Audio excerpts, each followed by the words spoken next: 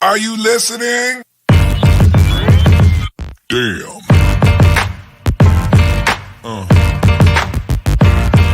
Yeah. Yeah. Yeah.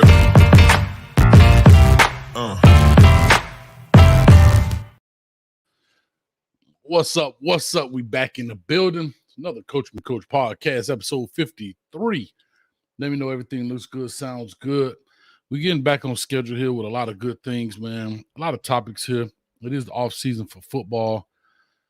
And so you have to find a tendency to kind of come up with stuff, even though I know spring ball is going on and everything else. And, I totally get it, man. Big shout out to producing the building. Appreciate it. Shad, what's going on? Brian, what's up, Coach? What's going on, everybody? And so, like I say, we've been seeing a lot of these things in the news, and as you know, the title of the show is called "What the F Are These Athletes Thinking?" We've been seeing a lot of athletes currently getting arrested for various types of crimes, various types of things, and my man Dom will be coming on here shortly in a few seconds, but a lot of things have been happening through the years, have always happened. And we know because of social media, telephones, and everything else, we get notified of it very quickly, and nothing is regional anymore, right? Sometimes things will happen in the Pac 12, and it's not a big deal. They keep it over there on the West Coast, no big deal. Things happen on the East Coast, the West Coast don't hear about it, so forth and so on. But because of social media, everybody has instant access pretty much to all and any information. And so I say all that to say, we have had a number of athletes here in the past getting arrested for all kind of stuff, whether it's domestic violence, DUIs, drugs, guns, speeding, and so forth. I was actually, what sparked this show was I was actually watching Late Kick with Josh Pate, I believe it is, and he was talking about the University of Georgia, and I believe they've had 9 players arrested within the last year, something to that effect, 3 players since the national championship. And it's amazing to me, but it's also not amazing that with all of the information out here, it seems like people are getting dumber, right? And what do I mean by that? Because you have so much information at your fingertips, you would think people will make smarter decisions, which they necessarily don't.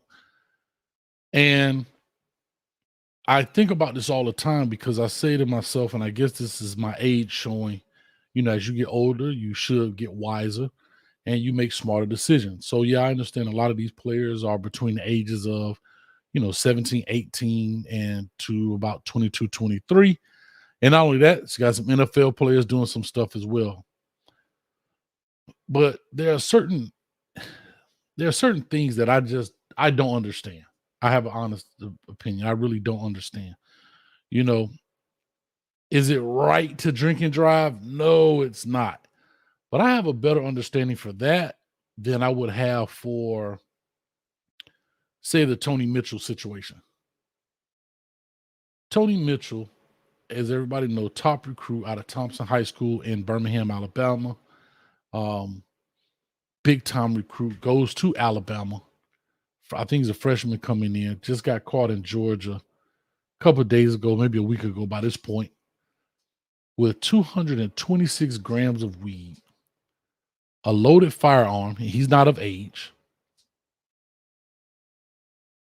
And doing 141 miles per hour in I think it was a Dodge Charger, if I'm not mistaken. I don't have any understanding for that. I really don't. And this is what baffles me.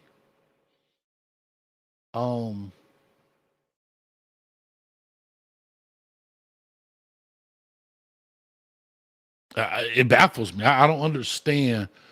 You're a top recruit, regardless, whoever you are, unless that's your deal. You in the drug trade and that's what you're doing, and so be it.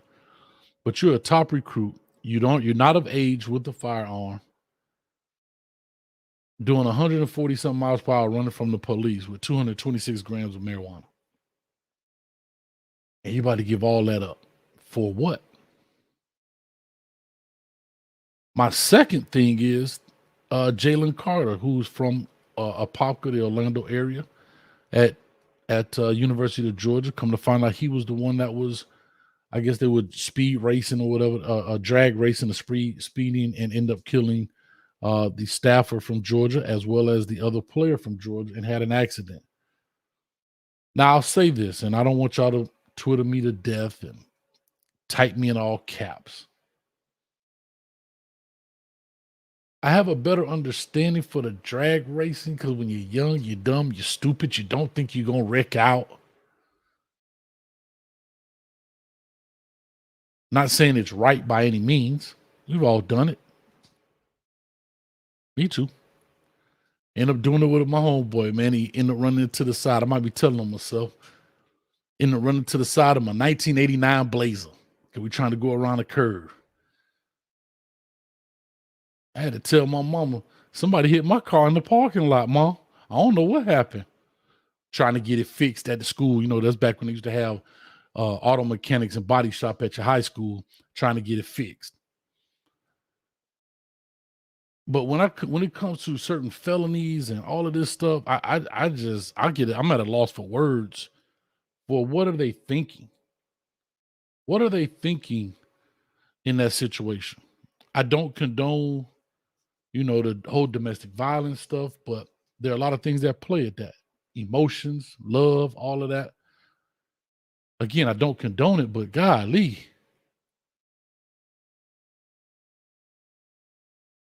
Murder charges? I believe is Omar. I believe his name is Omar. I'm gonna say Omar Little. That might be his doggone name. I think his name is Omar. He had committed to Colorado. I'm trying to pull it up to make sure. Y'all put it in the chat. Let me know.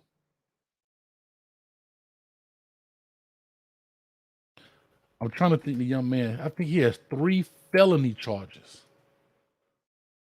This dude has 3 felony charges on murder as a high school athlete. Like, bro, like, what are we doing? What's going on? Where's the guidance? Omar White. Thank you, Reginald. Omar White. Thank you, Reginald. Omar White has, I'm gonna say Omar Little. Shout out to The Wire. Shout out to Lance Reddick too, man. Rest in peace. He was one of the sergeants on The Wire. He passed away. He was on John Wick. But anyway, Omar White. I'm trying to pull up the thing so I can read it correctly. This was February 9th.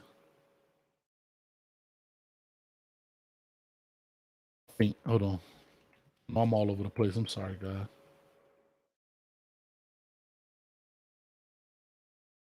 This dude is 17 years old. This happened on March 6th. Excuse me. March 6th.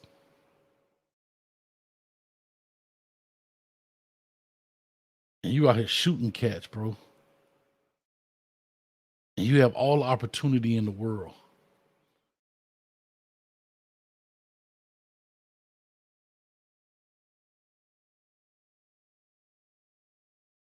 You shot a 16-year-old and 2 17-year-olds were found with gunshot wounds and were taken to South Georgia Medical Center. So you out there on a shooting spree, bro. You done shot one person and drove around and shot 2 more people. Like nobody knows in Valdosta, Georgia, who you are.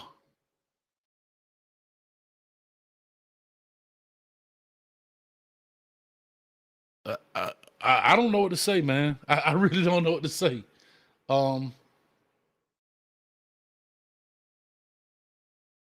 These right here are a gift and a curse. People have access. They can become who they want to become. We know about the John Morant situation. $200 million dude. $200 million dude. Want to go in the strip club on Instagram. And we talking about stop snitching. Nah, I'm going to snitch on myself. Hold on. Let me hold this fire. I'm in the club.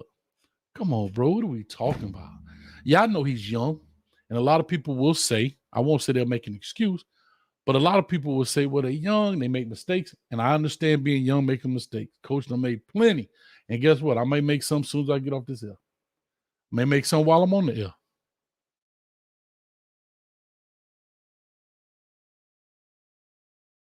But you knew that was wrong.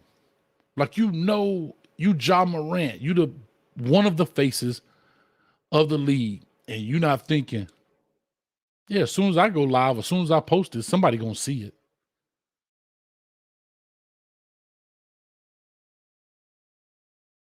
You thought it was gonna be cool? Like, and I know I'm kind of like maybe babbling a little bit.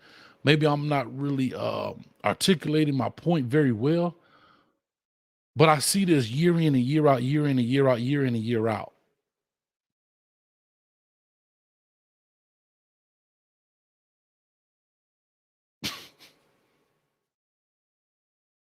You worked all your life for $200 million contract and could potentially lose. Now, he didn't lose. He got, 8-game suspension. But, yeah, where do we think that was okay?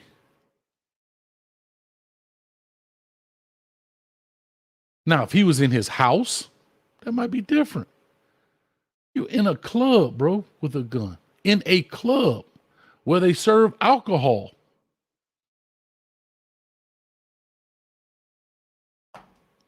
If I'm a $200 million dude, I'm going to get my security.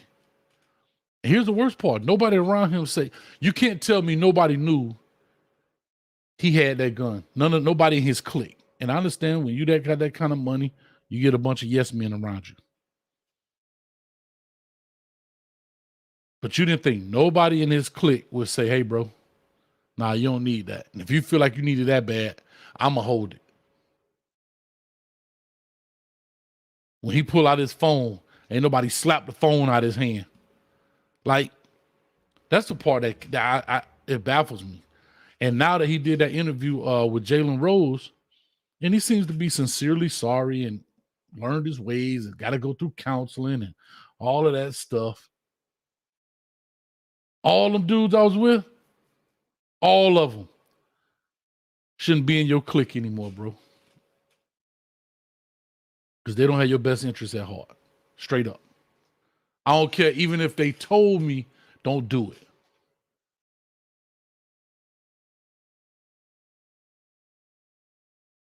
He said, Ed would say the gun, not the phone. Yeah, I don't know if I want to be slapping the gun out somebody's hand, but I get it because it may go off. But I was just talking about, not posting that deal right there.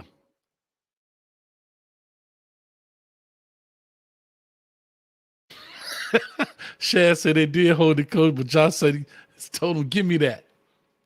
And he definitely need to be fired if he gave it to you. That's the problem. That's where I'm because if Ja Morant, if I'm his homeboy, and I'm hate to say this for lack of better terms, but Ja Morant is my meal ticket for a better life, meaning, I may work for him or whatever the case may be. I'm on salary. I'm doing certain things for him. I'm not finna let my meal ticket mess itself up so I can't eat anymore. No. I'd rather him be mad at me and keep cutting me a check than him be happy with me and we don't have nothing.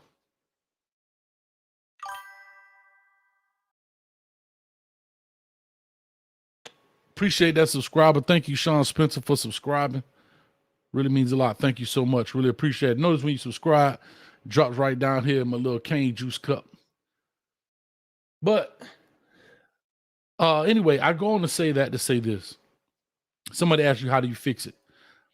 Reginald Swan says, Coach, how do you combat the issues like dialogue and pray for the future leaders, I guess, in sport and nationwide? I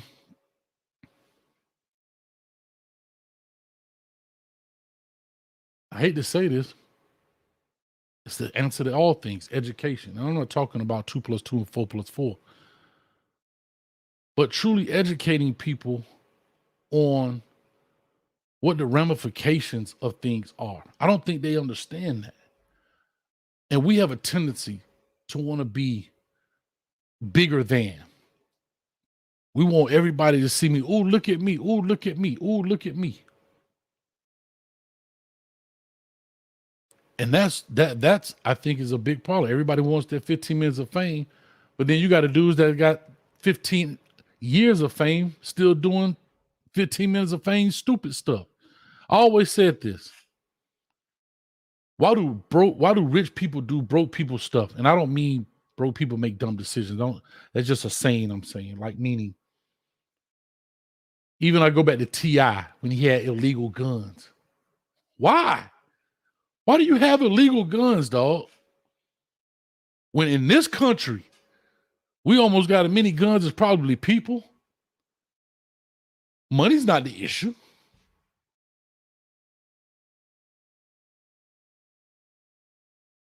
Hire your homeboy to start a security company. All that entourage, instead of teaching them instead of giving them a fish by, hey, paying his way to everything, teach them how to fish. And guess what? John right here, he going to be head of my security. That's my dog. I know he got my back. Put him through the proper training, the courses, the classes, whatever he needs to do. Yada, yada, yada, yada, yada. Now he going to go wherever I go anyway, but now he's part of my security.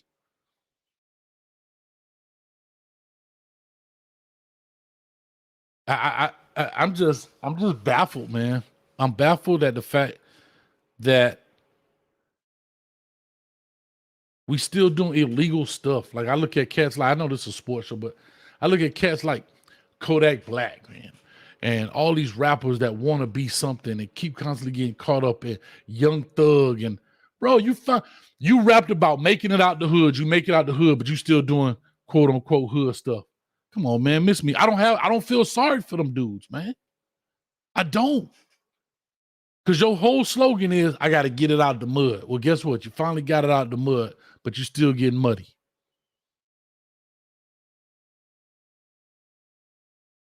I don't understand it. But anyway, let me get to this. I know Dom is on his way in. But there's so many instances where these athletes are getting arrested and so forth and so on. We see, what's his name? Kittner from Florida with the child pornography and everything else. But let me go back to my original point. I know I went on a rant.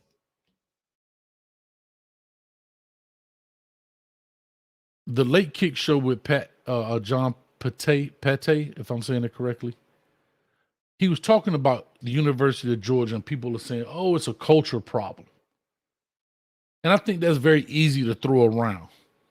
When your team some of your teammates or your players start to make a lot of bad decisions, you try to say it's a culture problem. I don't think it's a culture problem. I have to agree with him on that. I think a lot of people throw that around too easily.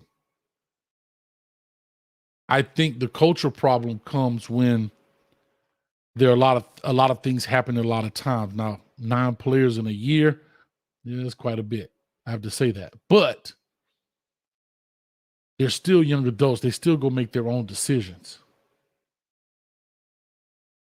It's more of a people problem, a persona. Everybody want to have a certain persona.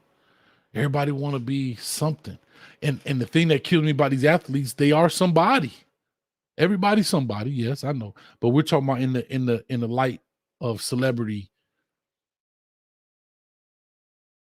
They are somebody and they still want to do regular people stuff. I've always told my players, when you decide to put this helmet on, you are a celebrity of whatever. If you're a high school athlete, you are a celebrity of that school. And the bigger you are, you're a celebrity of maybe that town, that city. And the bigger you are, the Travis Hunters and the Kamani McLeans and the Arch Mannings become, a celebrity in the sports arena because they're even bigger stars. So if you want to do regular people stuff, go be a regular person.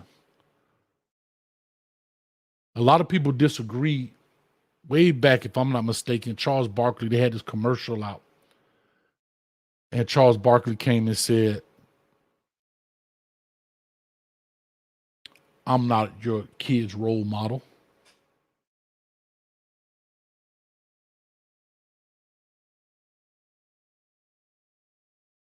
And I agree and disagree. I agree because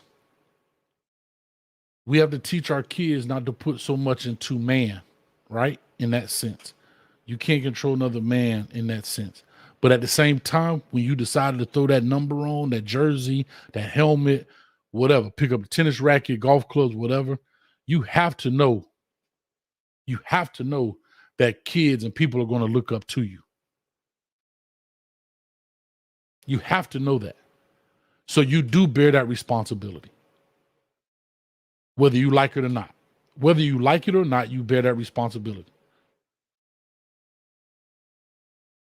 I understand what he's trying to say is don't hold me accountable for your kids messing up. But at the same time, people are looking at you because you are a celebrity. People want to be you. People want to do what you can do, whether they can or can't. That's what they want. And that's where I'm super lost. And I don't know where the lack of teaching is missing with this. I don't know what, like, Tony Grimes bothers me a lot. The Tony Grimes situation bothers me because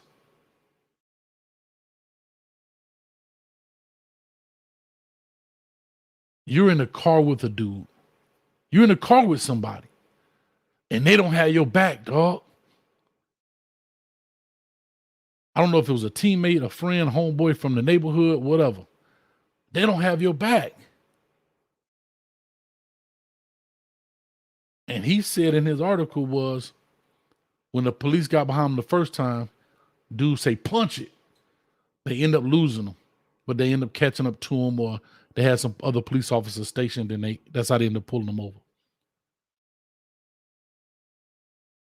And then here go the worst part.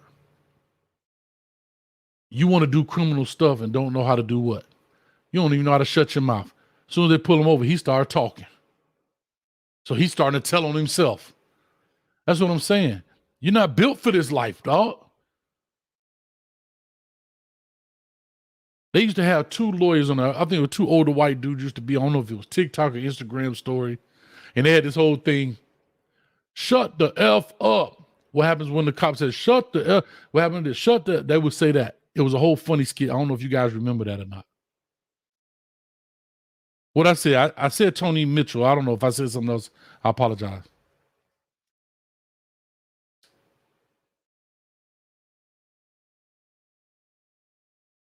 They get caught up and they just start talking. You're not going to talk your way out of this, bro. You want to do criminal behavior, but you ain't even a criminal. I said Tony Grimes. I apologize. Tony Mitchell. I apologize. I still like Tony Grimes. He a ball player. Tony Mitchell. Yes, I apologize. Sorry, Tony Grimes. You clean as a whistle. Tony Mitchell. Yes, I apologize. Thank you. Thank you. The Tony Mitchell situation, that right there baffles me, man. And here go the funny thing. Y'all want to do criminal activity in the gangster starter kit. A Dodge Charger, a Dodge Challenger. You don't think police looking out for that, bro? You don't think the police looking out? You in Holmes, Georgia. I don't even know what Holmes, Georgia is. I have not a clue. Let's find out.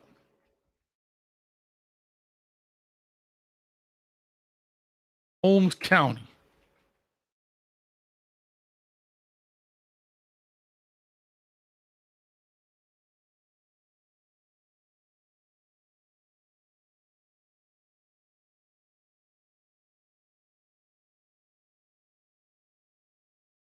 I think it was Georgia.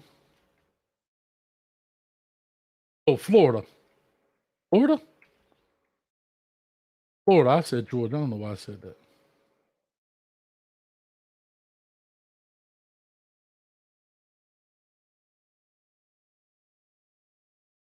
Some small town somewhere, and you in the gangster starter kit. You probably got that thing tinted out, super dark. You already was speeding. They say he was already 35 miles over. He was doing 70 something in a 55. It's in the Panhandle. Appreciate that, Insane DW. So you in the panhandle of Florida, a bunch of small towns put together, and you think them police ain't looking for them tick? Come on, man. Like, this is stuff that's killing me, man. This is the kind of stuff that kills me.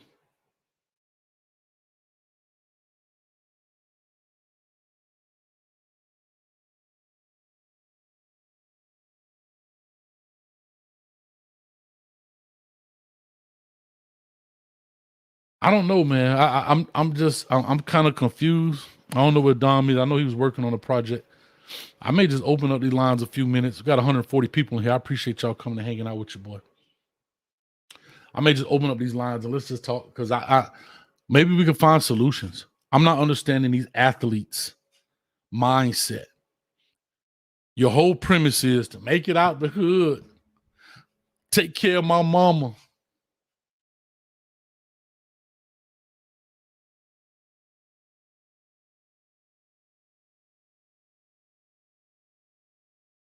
And can I tell y'all something? I know there's gonna be some people that may call in and say, "Well, coach, they make mistakes," and I understand. I get. But you know how many times they have looked on the same phone as somebody making a mistake, and I guarantee they say, "Well, that boy's stupid. Why in the world would you be 226 grams of weed and a gun in the car?" And then turn around and do the same thing. You know how many same athletes looked at Ja Morant and say, "Well, that boy, that's stupid, boy. I'd have never went in there with that boy. Nah, not on the ground. He's stupid." And be the same one on South Beach with the fire. Watch me. Ooh, watch me. Get out of here, man.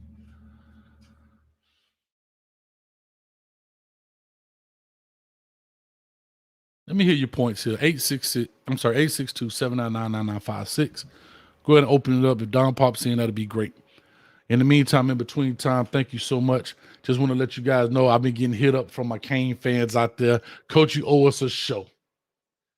Coach, you owe us a show. I do owe you a Canes Talk live show. Like I told you, I didn't do a Sunday because it was Mama Hayes' birthday. Y'all clap it up again for Mama Hayes for her birthday on Sunday.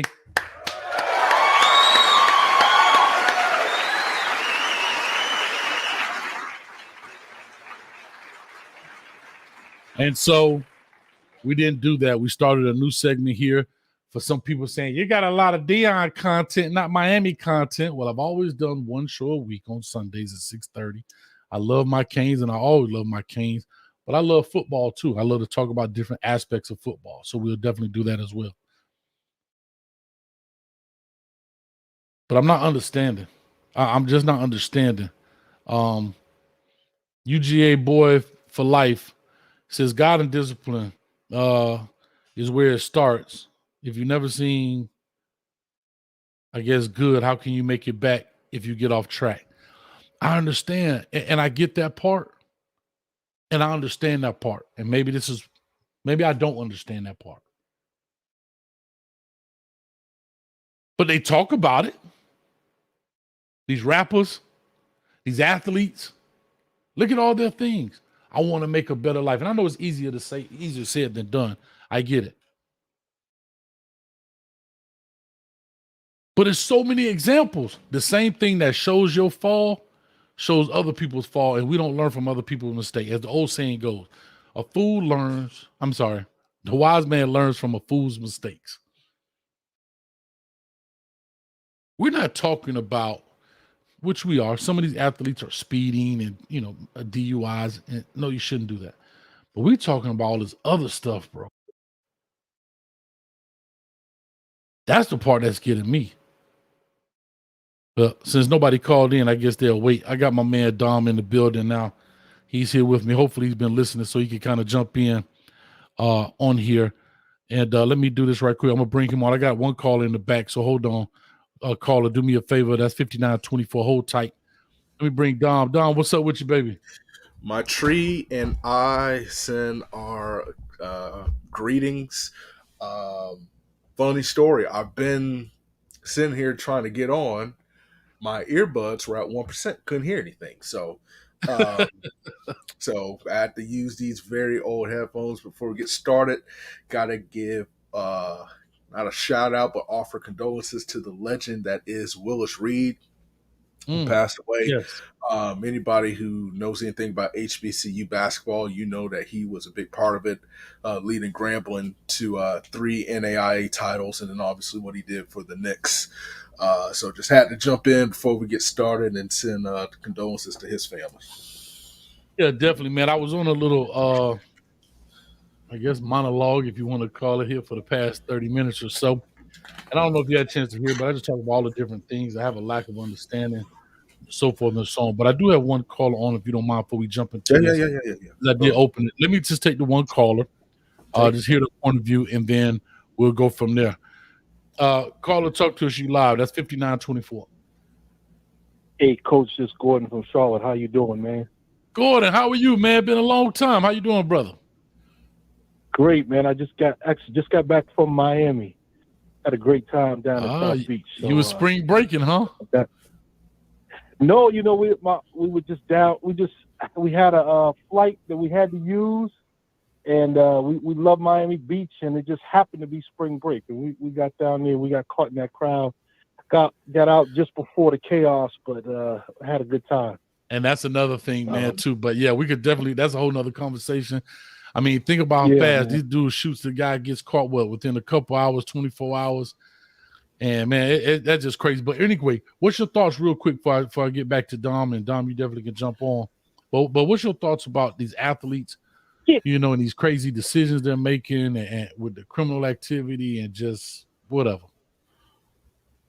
Yeah, Coach. It was more of a question from your perspective, because I think this past season a lot of criticism went to Jimbo Fisher and Texas A&M, because they got a lot of talented players, but they all seem to get in trouble.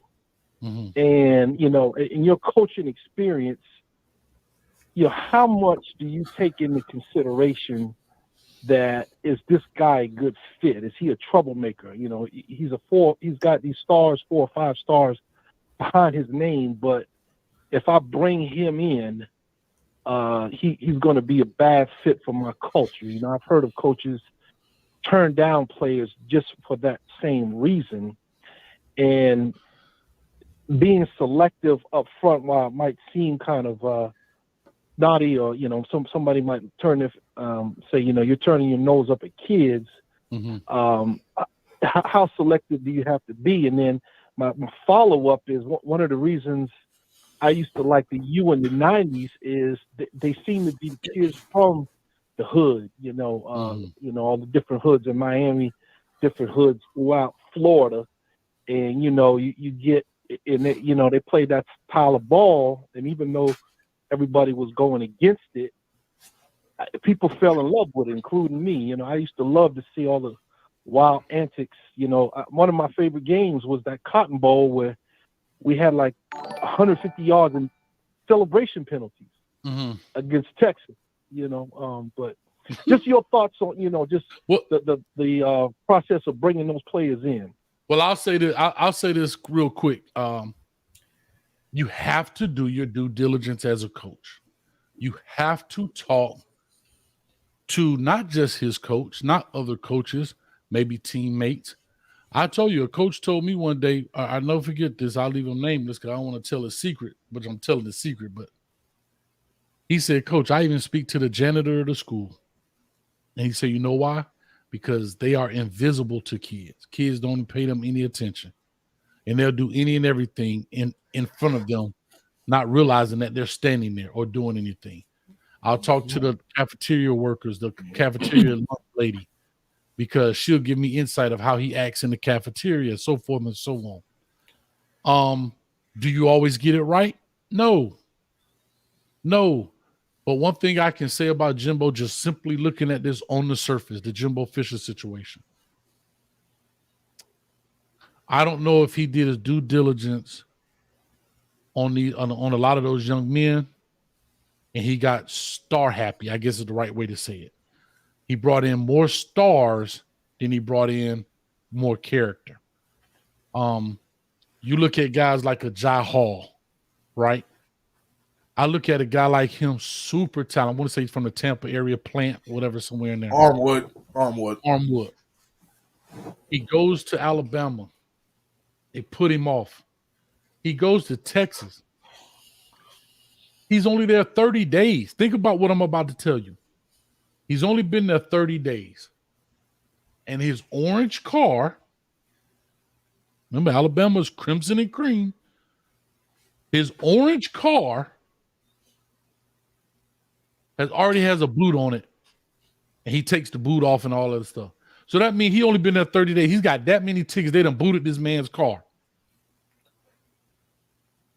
Got a brand new opportunity at another place and blows that as well. I don't know if he's still on the team or not, but I'm just saying players like that constantly, sometimes you got to cut your losses, man.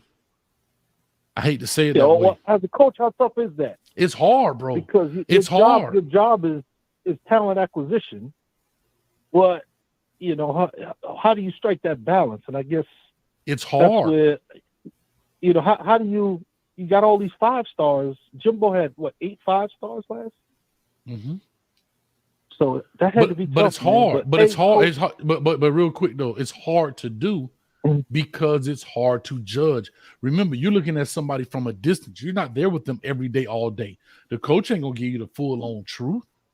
Because if the coach give you the full-on truth, now the coach a hater. He bad-mouthing his players. Now players don't want to play for him. You see what I'm saying? And it's hard to do if you're in College Station, wherever they are, at Texas A&M, and you're recruiting a kid from Fort Lauderdale. You got to get guys out there in the community that are going to tell you the real, just like I said.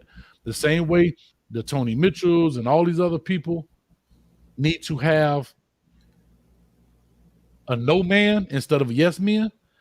They got to build relationships with people in the community that's going to give you the real. They have nothing to lose. That's going to say, hey, Coach Fisher, yeah, he a full go. Yeah, he can play, and he ain't going to bring no problems to you. He's not going to have you in the newspaper. See, they got to build those relationships, too, in the communities. And once you do that, then that's what makes it a little easier for you. You understand what I'm saying? But I want to push on, man. But thank you so much for calling in, man. I really do appreciate you, man. Thank you, Coach. And I just want to say, I just need along with Florida State, Clemson, North Carolina State, we got to come together, go ahead and get out of the ACC, get out of this bad contract, or else Dom and his boys at Ohio State are going to dominate us because they pulling in $50 million a year and get us a new contract. So come join our coalition so we can compete with the big SEC. Yeah, perfect. Yeah, exactly. Real quick, man. Thank you so much. Yeah, anytime, brother. Appreciate you. I want to give a big shout out to Miss Diva 1 for the $21. I don't know if that's a prime time don't know. You like that? A prime time don't know? She says, missed the show last night, but baby, I'm back in my old 70s sitcom voice. I love it. Coaches traded morals, structure, and foundation for a winning program pertaining to these athletes. Hashtag Drumline Mom. Hashtag University of Arkansas Pine Bluff. And hashtag Rip Kofi. Speaking of the Rip Kofi, I know off script who Scotty from that does off script. He primarily talks about HBCUs.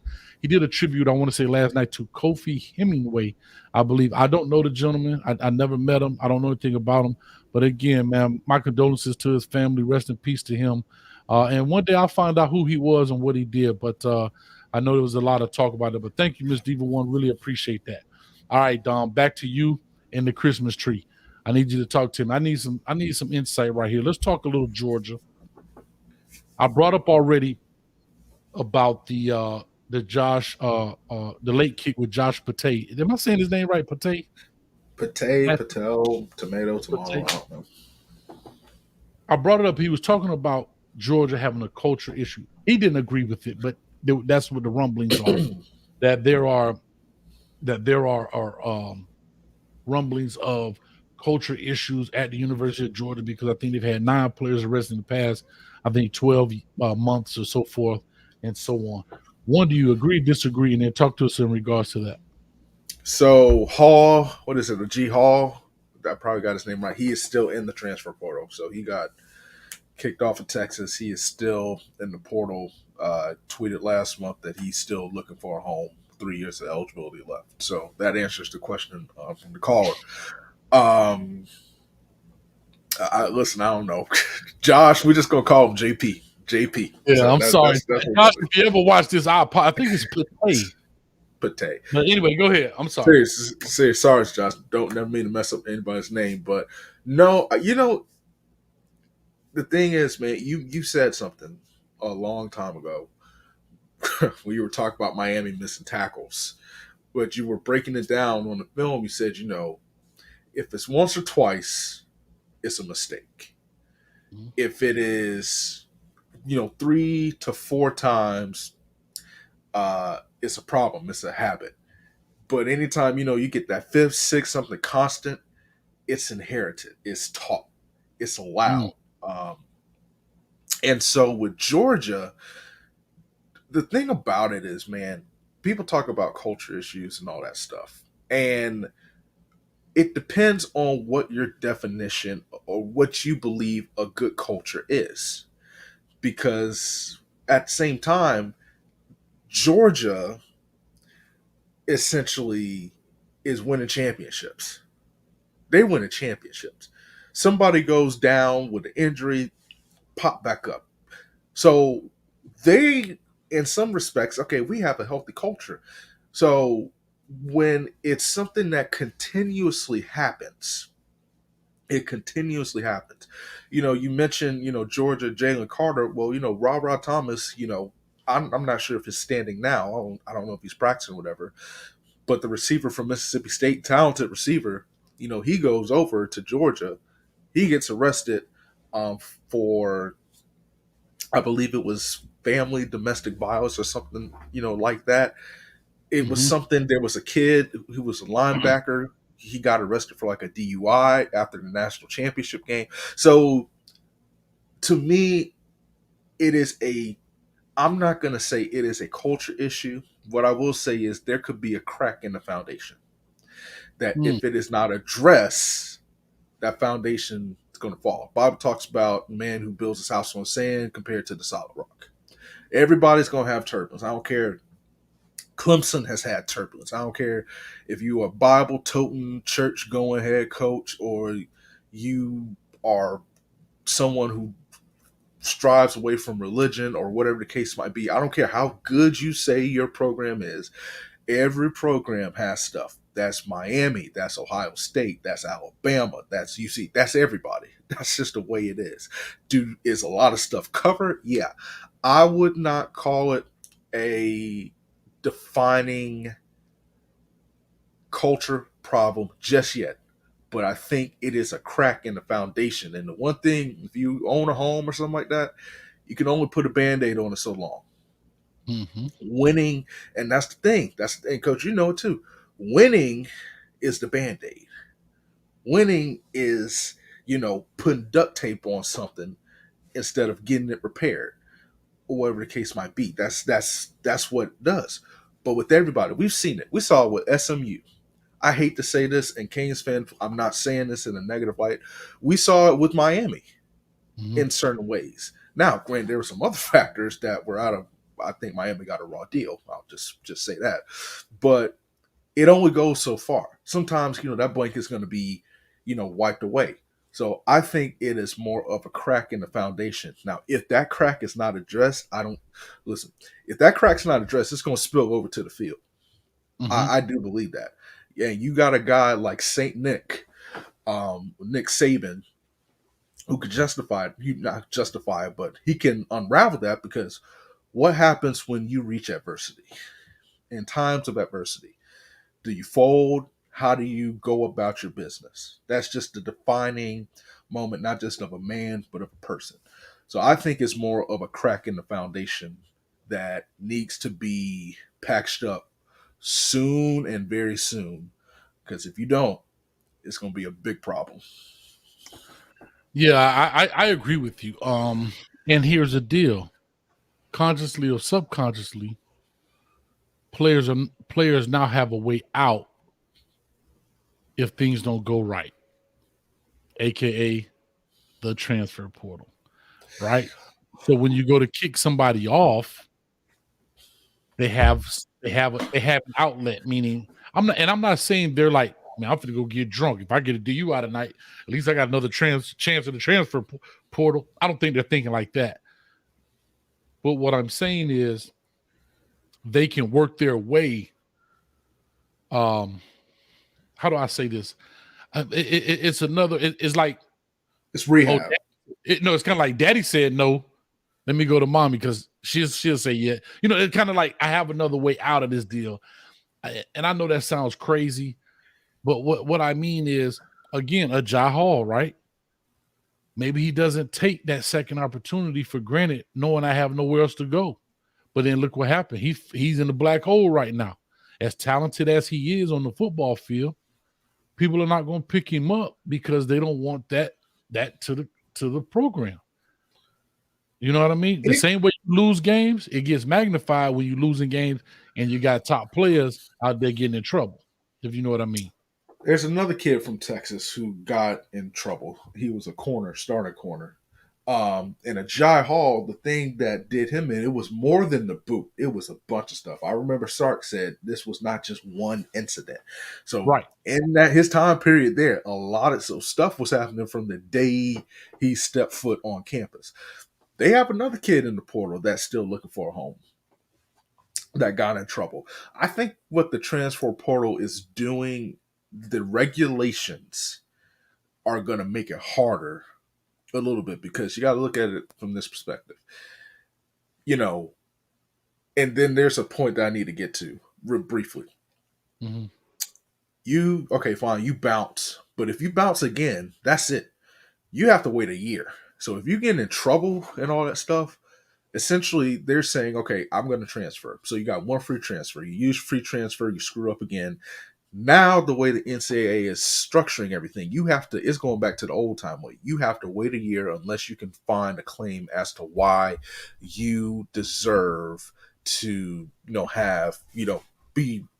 get your eligibility quickly reinstated. But I need to bring up a quick point because we're talking so much about the players, and Coach, you just made, this point about having a way out. But we're talking it is not just the players. It's not just the players. I know you don't follow college basketball, but the University of Texas. Up the kid from basketball, that dude with the gun giving the gun. Oh my God! But no, I got even something bigger than Brandon Miller because this is structural to me, and we can get into systemic stuff and all this stuff. I'm gonna give you an example, and you listen. You can start to talk about if racism is involved in this. But I'm just going to give this plain example. So Texas had a coach named Chris Beard. Chris Beard, I'm going to give him credit. He was a phenomenal basketball coach. He coached at Texas Tech. I forgot where he coached before. And after Texas Tech, he got the job at his alma mater, Texas. Chris Beard, in the middle of the season, was accused, and I have to go by the legal terms, he was charged with domestic violence. If you read the police report, it's not pretty. And there were pictures from I believe it was his girlfriend or fiance or wife, I don't know. But there were pictures that pretty much fell in line with what the police report said.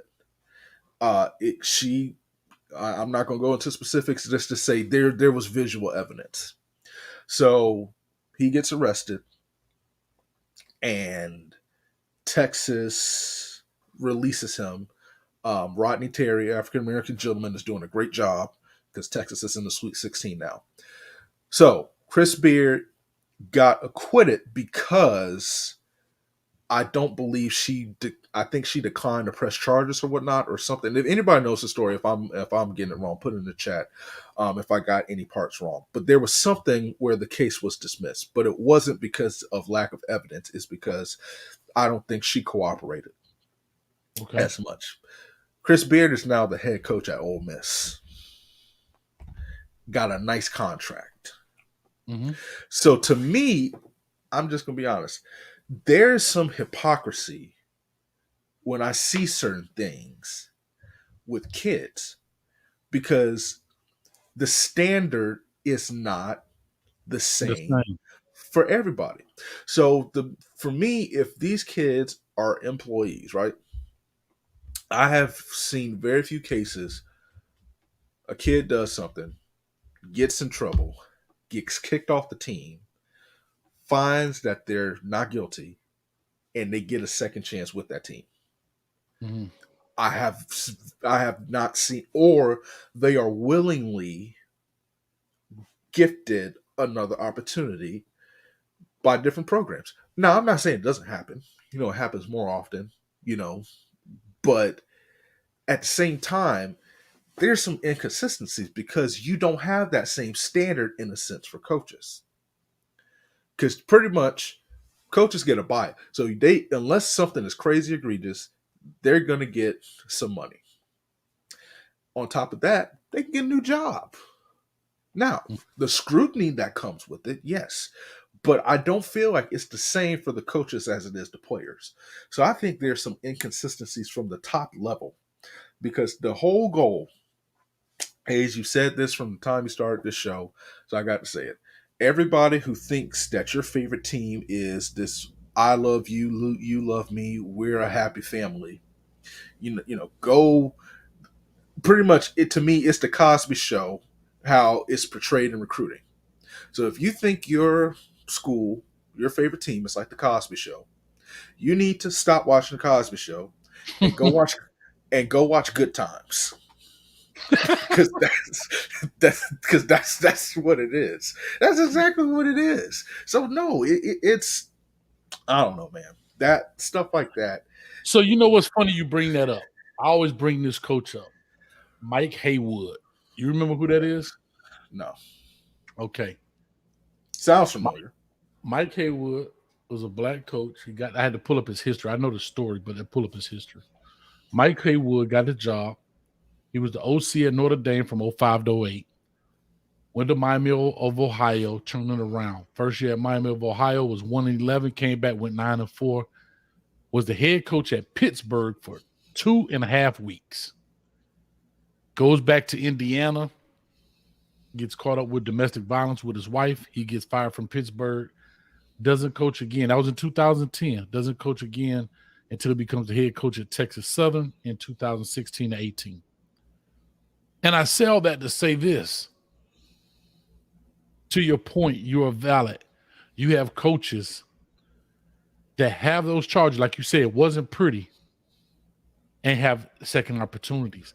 I know coaches that don't get it. We can go with my man. What's my man? Houston Nutt at Auburn now.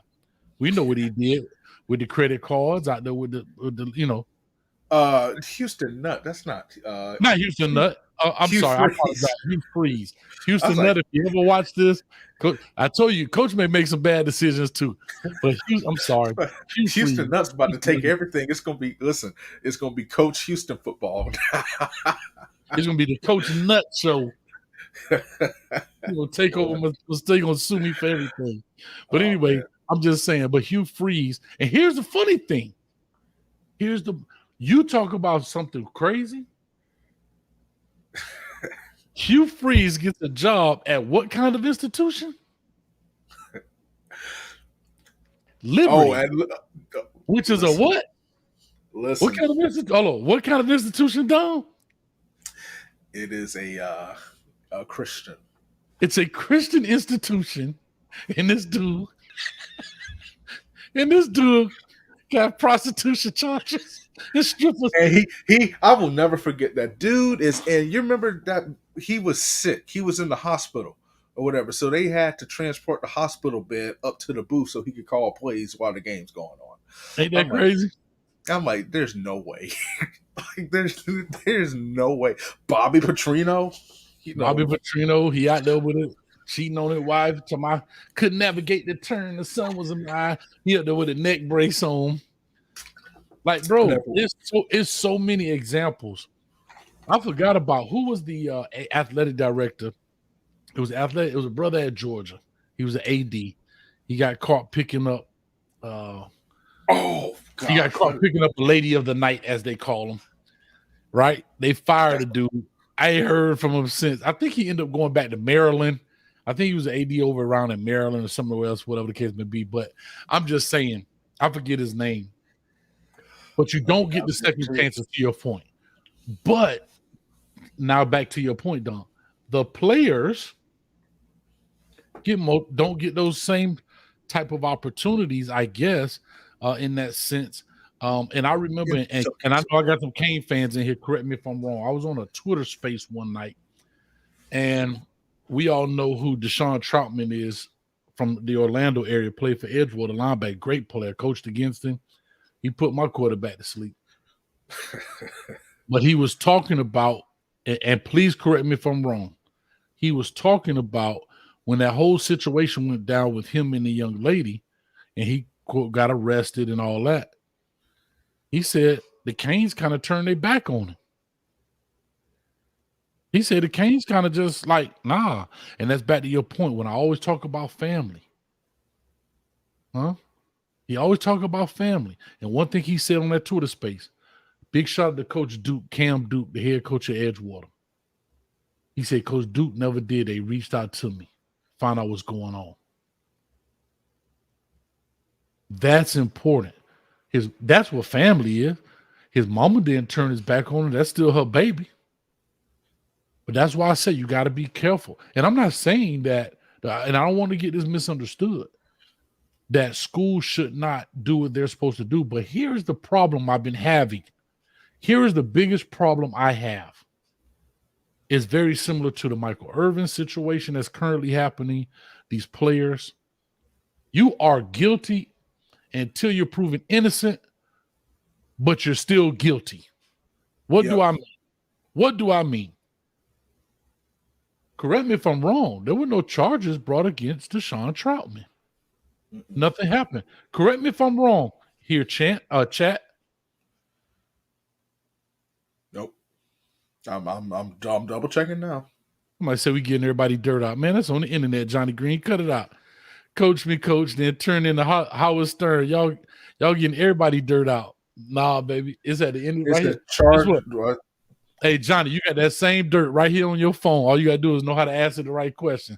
But anyhow, I don't think he did have a charge. And what happened with the charge? Were they dropped? Yeah, got dropped. That's what I'm saying. So if they got dropped, you technically what? Innocent. Man, this age of social media. That's my point. So because I got charged with something, they were dropped. And I'm speaking of the family aspect of this, not the business aspect, because there's two different ways to go. Studio One, I need to talk to you, sir. I need you to DM me or email me, CoachHayesFootball@gmail.com, Studio One. I need you to email me. I need to talk to you on the phone. But anyway, that's my point. Business, I understand. But when you're selling family to a 17, 16, 17, 18-year-old kid, when family actually means a loving business, don't get it misunderstood. That's all I'm saying. I would tell people when you are a college athlete or a high school athlete looking at a college, you got to look at your brand, because the general buildup of college athletics is this. The athletic director gets hired to basically pick the best coach who can develop a great program. So pretty much what the coach's job is to do is to here's the thing, we can talk about scheme until the cows come home. But let's get it straight. Georgia was the best team, right? Why did Ohio State hang with Georgia? Recruiting. Why was Miami so good all these years? Recruiting. So guess thing. Recruiting. That's just the way it is. Florida, Georgia, Alabama, recruiting. We have never seen a mid-major win an NCAA title in anything. That's just the way it is. So the job of the coach is to get the best players and then find out and get them to perform to the best of their abilities. Because when you get the best players, they give you the best chance to win. Sure. The more you win, the more fans come. The more fans come, the more alumni get involved, especially if you are competing for championships.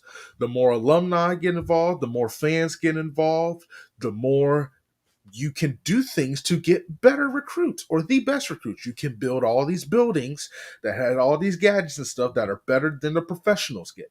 So you can build all that building. And then guess what? That money goes to the AD, that money goes to the coaches, that money goes to the school. So what does that say? The whole objective for college athletics: get the people in place that can help us make as much money and garner as much power as we can. You do not see, I'm just going to be honest, I don't believe that UCF's AD is involved in the college football playoff or any of those major decisions. He's one of those ADs. Who's in that room? Gene Smith from Ohio State. Kirby Hancock, or whatever his name is, from down there in Texas. Or Kirby Hancock, whatever his name is. We just messing up names tonight. Listen, it's Tuesday. We blame it on daylight savings time. But all the people with power have these positions and stuff like that. That is the goal. That is the goal. More money. So if you're an athlete, you have to look at it this way. Listen, I'm all for team. I know you for team, unselfish, all that stuff. You need to be there to build your brand, to make sure that you are in the best position to set yourself up for the future and your family. When you go to school, get your education.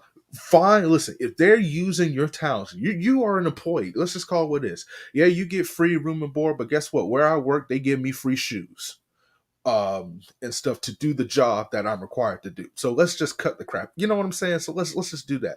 What you need to do, get what you can get. Go to school, find something you're interested in, make connections. Coach, you talking about the HBCU culture and stuff like that and how you can set yourself up. You do that with HBCUs, whether you're at big universities, and have the big picture in mind. You are one stupid mistake away from everything that you have possibly been working for and building up for and could be in the process of building, crumbling down. The mindset has to change. No, you're 100% right. You're definitely 100% right. But when you're recruiting these young guys, they say it all the time. Why did you choose X, Y, and Z university? Because it felt like family. It felt like this. They make you feel that way and everything else. And I understand that that's part of recruiting. They're supposed to. But I'm going to be the first one to tell you straight up, whoever out there, whatever the case may be, it's nothing wrong with that. I've said this 100 times, and this is my 101st, I guess. There's nothing wrong with that. Always having the mindset. It's business. And if you build a relationship in the process, then so be it. Right? If you build a relationship with your position coach, a GA, a student assistant coach, whatever, the head coach, then so be it. But always remember, if you don't produce, you got to go. Real quick, Gage Shoddy says, what's up, Gage, man? Big shout out to you, man. Avante got a second chance when his charges were dropped, so I'm curious why didn't they give Troutman one? I got a very quick answer for that. Anybody want to try first? You think, Don, why do you think they gave Avante a chance over Deshaun Troutman? I'll let you go ahead with that one. Very simple. They thought, this is for anybody. You could insert name here, those two names there. They thought Avante could help win more than Deshaun Troutman could. Just that simple. Yeah. It's just that simple. This new coaching staff didn't want anything to do with Deshaun Troutman, and that incident was their way out of not looking like the bad guy. And that's not a Mario Cristobal thing. That's an every coach thing. Let's not get that twisted. I'm not talking about the Canes and Cristobal. I'm talking about brand new staffs that don't want players when they come to the school. And that's Coach Cristobal's prerogative. That's nothing wrong with that. He probably just didn't see the value in Troutman. I think the kid can play, but not a kid. Shout out to Holtzman. I always got to say that when I say kid. But the young man can play, but I don't think I think they tolerated him, but didn't appreciate him. And so therefore, when that incident happened, they were like, whew, we don't have to be the bad guy on this one. And this happens across the country, guys. Let's not get that misunderstood. Let's not get that misunderstood. That happens with every coaching staff across the country. If it's some players that they got to get rid of and not look like the bad guy, and they get into some form of any little thing. Oh, they're not doing well in class. Well, we got to keep our APR up. So, it'd be best for you to move on. But let Arch Manning go out there, his GPA go down. Man, they have 25 tutors out there for him. Listen, I was watching, there's a show called Abbott Elementary. Have you seen it? That's hilarious, bro. But it's hilarious. They trying to do the chart. It was the latest episode. They're building charter schools, and they're trying to turn Abbott into the charter school.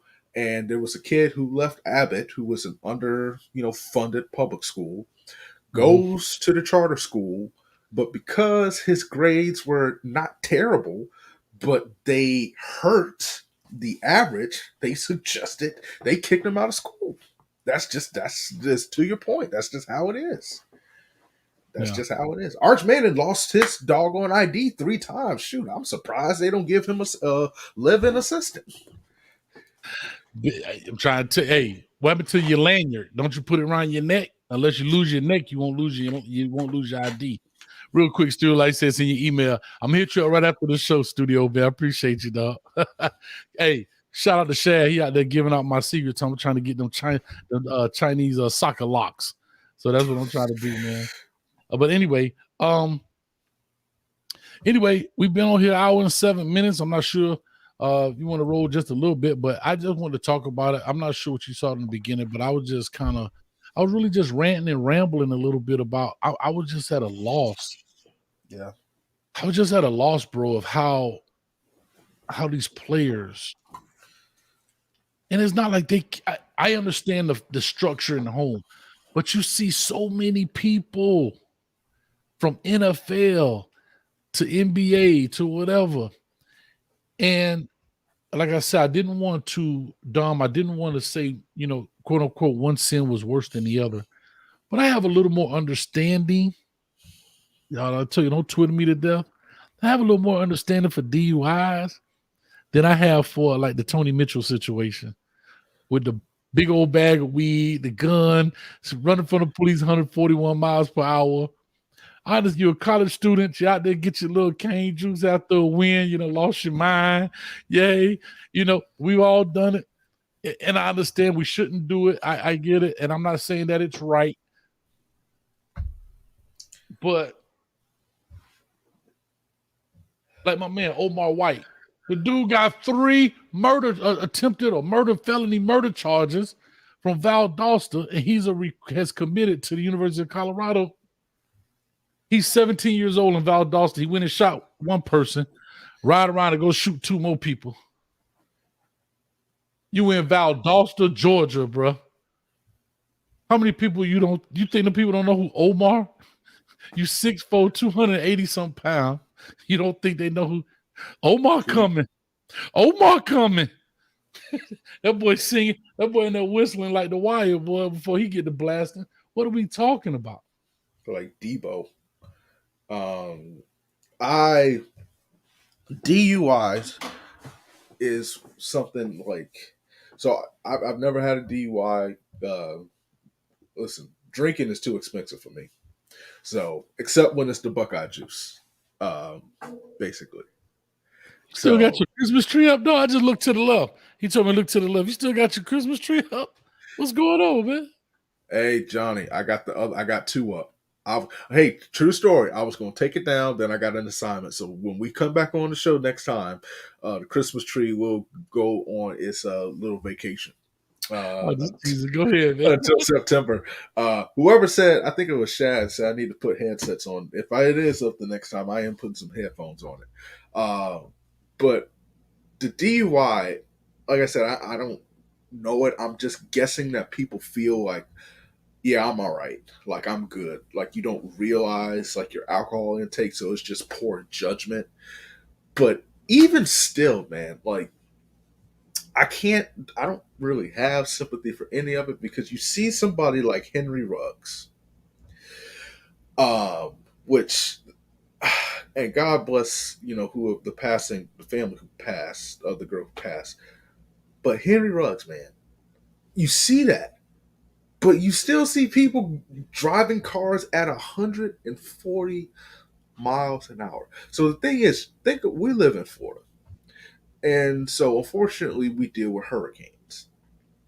In the past 10 to 15 years, we have had some bad ones where the winds have exceeded almost 200 miles an hour with Irma stuff. Like, that blows away a house. Like, that can kill you on just sheer impact.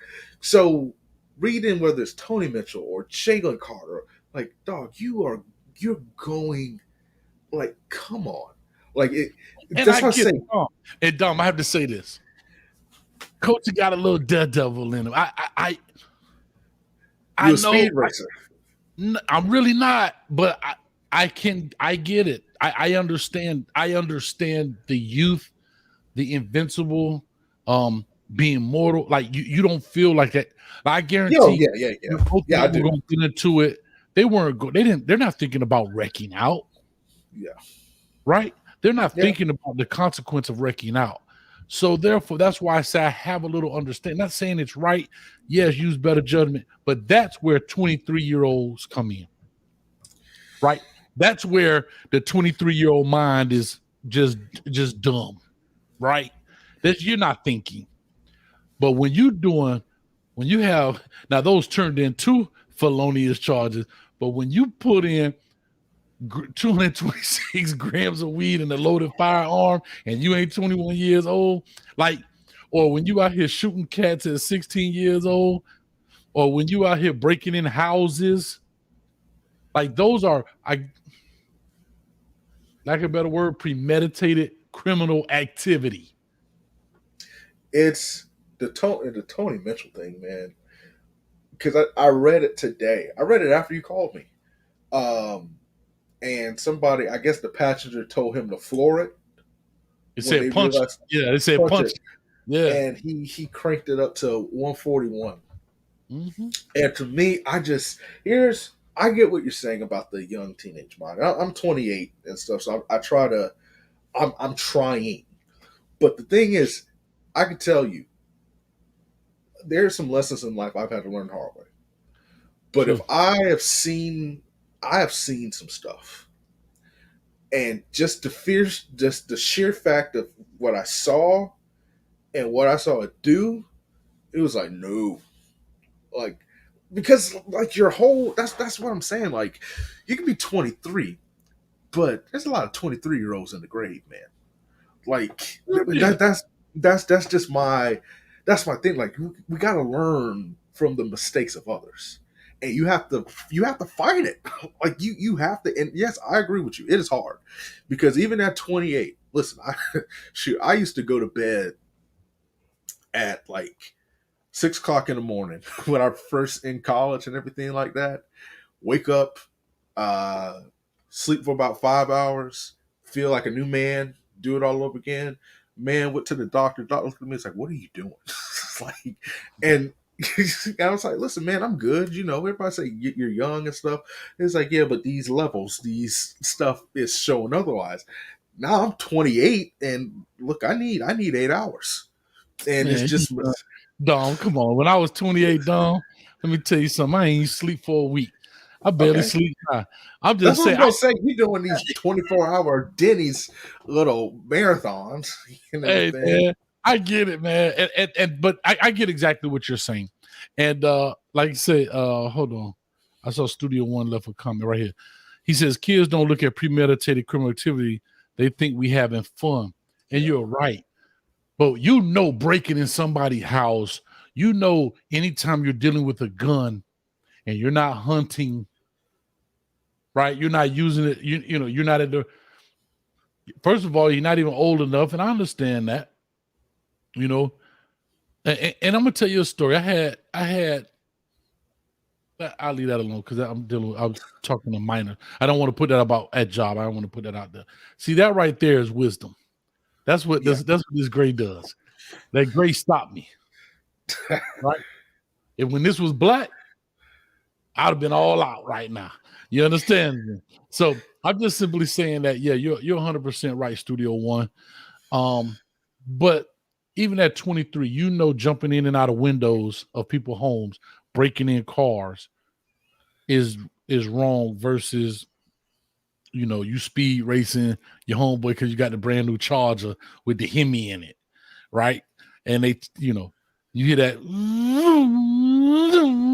I get it. I understand, right? But anyway, listen, if you speed race in Florida in the roads that we have here, then you need to go see somebody. Bro, can I tell you something? I used to work in the summers. I would come home in the summers. And y'all don't know that. Well, maybe some people down at the crib know. I used to work in Medley in warehouses and stuff. And after you used to get off work, they used to have drag races on Chrome Avenue, quarter-mile drag races on Chrome Avenue. And we would sit out there and watch them. I'm talking about people come out there with a souped up donk. Some people come out here with a little Toyota hooked up. My own boy used to have a deuce and a quarter, an old big old steel bucket, electric deuce and a quarter, trying to raise that because he done put some Brock pipes or whatever the thing and flow masters on it. Thought it was fair. Got his doors blown off by a Dodge Viper. But anyway, how do you lose to a Dodge Viper? Electric deuce and a quarter to a Dodge Viper. Oh, never mind. Yeah, you might be thinking of Dodge Duster, but no, okay. So, oh my gosh. So those are the things I'm saying, man, that I understand youth foolishness, right? I understand youth foolishness. But then let's take the young man right here, the 24-year-old young man that just got caught on Miami Beach.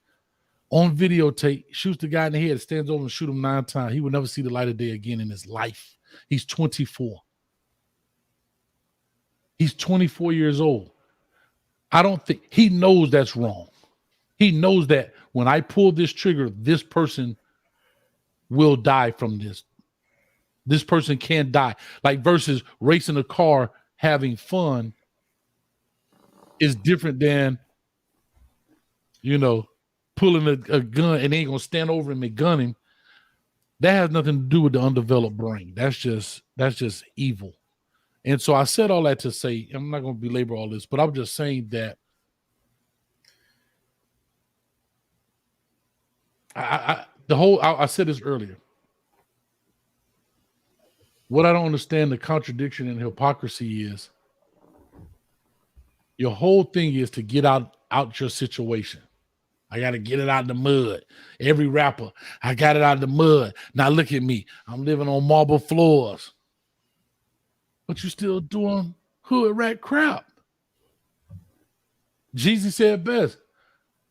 I turn on the light, it was roaches everywhere. Now I turn on the light, it's marble floors everywhere. So now you walking on marble floors, but you still doing roach stuff. I'm not talking about Jeezy, I just use that as an analogy, but that's what I'm saying. I don't understand that. I don't understand. I want to get out this situation. The same way you educated yourself and fought your way through it to get out that situation. Now take that opportunity, and we have role models out there. You got your Jay-Z's, you got your doggone Master P's, you got all these guys who, self-proclaimed drug dealer, blah blah blah, and turn into businessmen. Snoop, yeah. Snoop Dogg that made his mistakes out there doing craziness and made it and still out here. I mean, I'm just saying there are plenty, the same bad examples you have those same good examples out here. There was a hip hop song. I'm thinking about this because they just did the song and I love the song. Hey, Shad, I'm sorry, I gotta slap Shad in the face, man. Shad.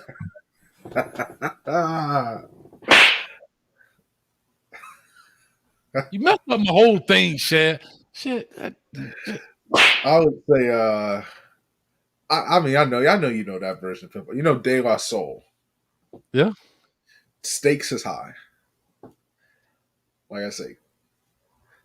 Oh, Shad is just man. Shad's great example, yeah. Yeah. Stakes is high. that song, I love that song because it just speaks to so many truths that people have to consider and what kind of tears us down, in our community. Um, I don't know, man. You make great. Snoop Dogg just talked about this on I think it was the Breakfast Club, Mhm. about how he had to kind of change and not go back to kind of where he came from, especially when you start getting success and you want to maintain and you want to advance and you want to grow. So I mean, I'm with you. Like, I'm with you. It's just sad that we have to sit here and talk about this. Bro, Dom, golly, bro. I'm not gonna go too long, man. But the reason I'm hurting because I work with these youth all day, Yeah. and if you hear the way they talking, they don't get it, bro. They have no clue. When I say it's a setup, bro, like Kodak Black, they favorite dude. I'm here in Orlando. They talk about Glock 9. I just learned there's a new dude named, listen to this, LPB. That boy named Light Pole Baby, Oh boy. aka Pootie, right? Light Pole Baby, that's the rapper name. I said, how you get that name? Because he was throwing a rock at a pigeon that was on the top of the light pole. That's what they told me. Now I don't know if to be true or not. That boy named Light Pole Baby. Because he got his name from throwing a rock at a bird that was on the top of the light pole. I'm like, what? He hit a bird. Okay. And speaking of this, but I'm gonna go back and say this. So the young man, I don't know if you remember here in Ocoee, I forgot. I think it was Dexter. I know who you're talking about. Yeah. He got killed. He was from Ocoee, supposed to go to Rutgers. Played, I believe, DB number 2. Yeah. So he got killed at Pootie's music video shoot. Oh man. And I was trying to explain to my students, like, look, bro. They're like, "Coach, you saying it's his fault?" No, I'm not saying it's his fault. But what I am saying is, why would I hang around Pootie when I know people would like to shoot at Pootie? Mm. If people like to shoot at Dom, guess what, Dom? I'm not hanging around Dom. Now, can bad things happen to me and I'm still making right choice? Yeah, bad things do happen to good people. But I'm trying to win this bet through percentage wise as much as I could, right? Yeah. And that's all I'm saying. So when a lot of these guys get caught up and they look at this stuff, like they look at Kodak Black, and I'm like, Kodak Black, I get it, but he's still doing. They can't separate entertainment from reality.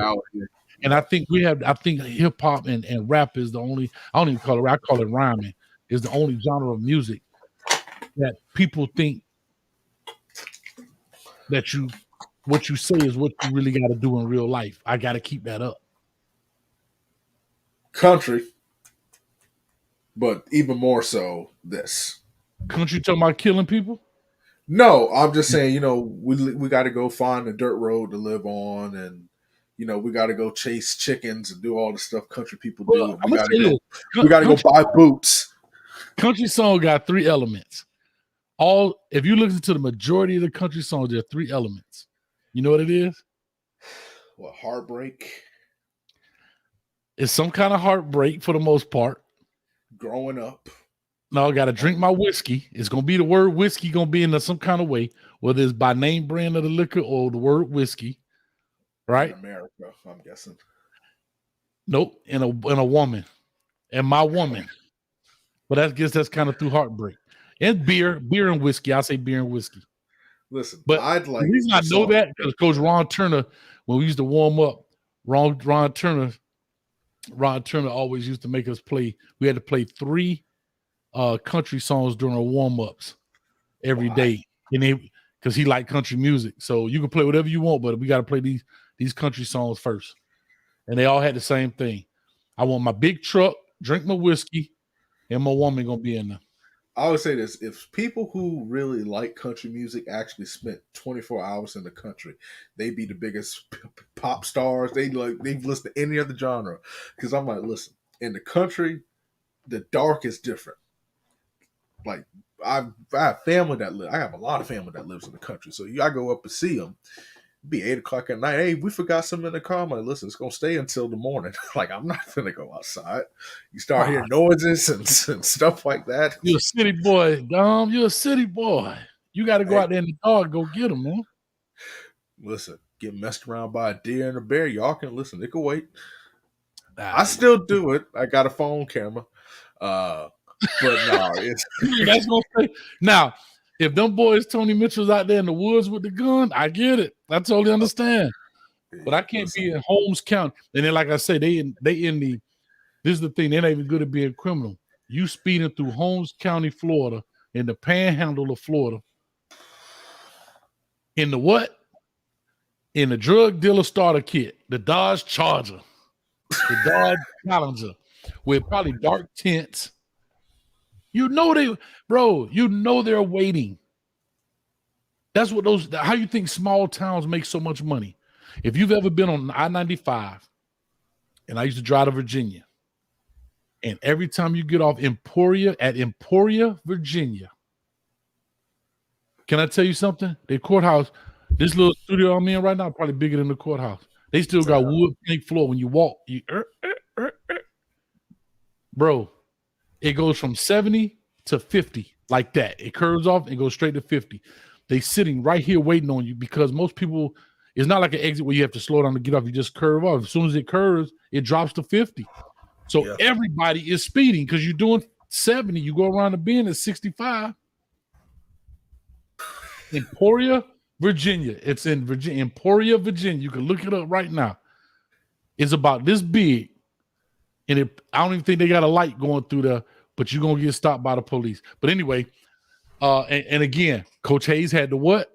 The starter kit. I have Florida license plates. I'm going to tell you about being stupid. I'm in Virginia. I'm traveling, right? Let's talk about this.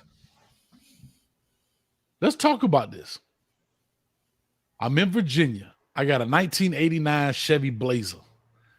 Limo tint. You know from the crib. Tint darker than that black up there. Black. Right? Charcoal. Like that charcoal. I got look, 5%. 5% tint. Coach was in the out there. 410 kickers in the back. Beat. Check this out. Florida license plates. Remember, this the 90s now. Florida license plates. And guess what I had? Tell me. I had them triple gold D's on there, baby. Huh? Gold nipple, gold knockoff, baby. That's what it was. Gold. Come on. I wish I had a picture of somebody stole. I was just about to ask. Just like, I wish I had a picture of it. Was white Blazer. It had the rims on it, had the dog tint, and the Florida license plate. And every time I went through either North or South Carolina, I got pulled over. I was literally riding in what? The drug magnet. I done been stopped. They done pulled everything out my car, made me and my homeboy, rest in peace, Al Tariq. We had to sit out there. You can't say Indian style no more. Had to sit karate style out there on the middle of the floor while they took everything out. Don't find nothing. All right. But you know what I used to do that was smart? I always wore Hampton stuff. Every time I travel, I wore college stuff. So they knew I was a college student. And I never carried more than $100 in my pocket. Yeah. See, I knew what I was going through. But on if I had to go on 95 with Florida plates going south, man, shoot. Or coming from Florida, going through Georgia, South Carolina, North Carolina, Virginia, with Florida license. And at that time, the license plate said Dade on the bottom. Yeah. They ain't say Sunshine State. It say Dade. Because I want everybody to know I'm from Dade County. Guess what? Got me pulled over plenty of time. But anyway. Listen, man, there's so many speed traps. You go to Georgia, just going through like Thomasville and so many of these small towns. And man, it's crazy. I'll be at Georgia, Brunswick, Georgia. Right? You go right through Brunswick, Georgia, about 45 minutes. But anyway, we could talk forever, man. Dom, listen, we literally hit 1 hour and 30 minutes on the dot right there, man. And so I appreciate it. We've been on here for an hour and a half. Exactly, man. So, like I said, if you want to wrap up, let people know where you're from. Where I'm from? I mean, not where you're from, where they can find you. That's what I meant to say. Excuse me. Dude, I wanted to know why the heck you getting off work and you racing Buicks. The big Buicks. That's what they used to call Hey, them. dog. Deuce in the quarter, but nah, Lactic Acid Podcast, Lactic Acid _pod on Twitter, Lactic Acid Podcast on Instagram, and just like you need to do with Coach Hayes Football channel, he told me I need to reciprocate the kindness. So hit that notification bell, hit that subscribe button for both channels. That way you all are up to date on everything that's going down. Probably interviewing your favorite football player, high school football player that Ohio State's going to snag. So, the Twitter tree handle is the same. Put it Christmas. You should actually make a Twitter handle for the tree. Probably an Instagram handle. It's going to be called Christmas Tree. Christmas Tree 24/7. So you can follow that on Instagram, LinkedIn. Listen, let's get some sponsorships for it. Dude, let's make this big, man. So that is what we do. Oh my man. God. That's how we rock it. I love it, man. Tree gonna have an NIL deal for some of these kids. Trying to tell you, boy. Hey, Santa's Enchanted Forest for all my people. They still got that down in Miami. But anyway, let's get up out of here, man. Here we go. Ella just put it in here, Lactic Acid. Go hit it. All you gotta do is click that button, go over there, hit the subscribe button, and make it happen. So anyway, with all that said, Dom, as always, man, you know I appreciate you. Y'all stay tuned. Hit the bell. Coach got more stuff coming out. We already got 3 episodes here. 4 technically. We got 4 different segments on this channel. We have the Coach Me Coach podcast, right? What we're doing here, plus other things that kind of pop up. We have our Canes Talk Live Sundays at 6:30 off season. During the season, we do the pre and post game show. We had our WREs where we watch you at and evaluate. Y'all don't kill me. Coach working on some editing. I know. Trust me, I'm working. Don't kill me. But when they come out, you're going to love them. You're going to love them. And our last one is brand new. We did our very first episode last night is Prime Time Talk episode 1. There it is. Somebody at the door right there. I got to make them happen. So there it is. I appreciate everybody. Like I say, hit the like button, hit the subscribe button on the way out. And with all that being said, Coach Hayes will catch you at the 50-yard line. Peace.